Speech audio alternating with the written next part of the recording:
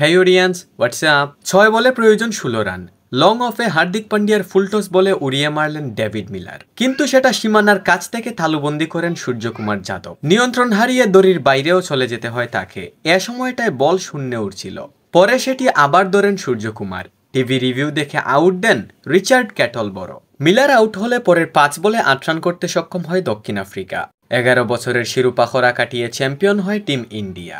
কিন্তু মিলার যদি আউট না হতেন?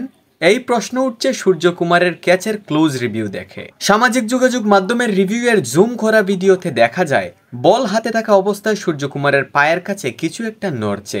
সেটা কি বাউন্ডারি লাইনের দড়িই ছিল? একটু ভালো করে লক্ষ্য করুন, বাউন্ডারি লাইন কোথায় আর বাউন্ডারির দড়ি কোথায়? বাউন্ডারি সীমানা থেকে সরিয়ে দেওয়া হয়েছে বাউন্ডারির দড়ি। তাছাড়া সূর্যকুমার যে ক্যাচ নিয়েছেন সেটা জুম রিভিউ করে দেখা যায় তার পা বাউন্ডারি লাইনের প্যাড থেকে বেরিয়ে আসছে। এবার চলুন, বাউন্ডারি সীমানা থেকে যদি দড়ি সরে যায় এই বিষয় নিয়ে ক্রিকেটের রুলস কি বলে। আইসিসির প্লেয়িং কন্ডিশন অনুযায়ী 19.3 অনুচ্ছেদে বলা হয়েছে, সীমানা চিহ্নিত ব্যবহৃত কোনো কঠিন বস্তু যদি কোনো কারণে বিঘ্নিত হয় তাহলে সীমানাগাটি তার আসল অবস্থানে আছে বলে বিবেচিত হবে। 19.3.2 অনুচ্ছেদে বলা হয়েছে, সীমানা চিহ্নিত করতে ব্যবহৃত কোনো কঠিন বস্তু যদি কোনো কারণে বিঘ্নিত হয় তাহলে যত দ্রুত সম্ভব তা ঠিক করতে হবে।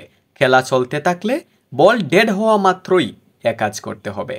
আর যেটার কোনো কিছুই করতে দেখা যায়নি কর্তৃপক্ষকে। তবে কি মিলার ও দক্ষিণ আফ্রিকা অন্যায়ের শিকার হলো? কে জানে, আউট না হলে হয়তো পরের 5 বলে 10 রান নিয়েই ফেলতেন টি-20-র আতঙ্ক ব্যাটসম্যান কিলার মিলার। আপনি এই জিনিসগুলোকে আবেগ দিয়ে নয়, বিবেক দিয়ে চিন্তা করে আপনার মতামত অবশ্যই কমেন্ট করে জানাবেন।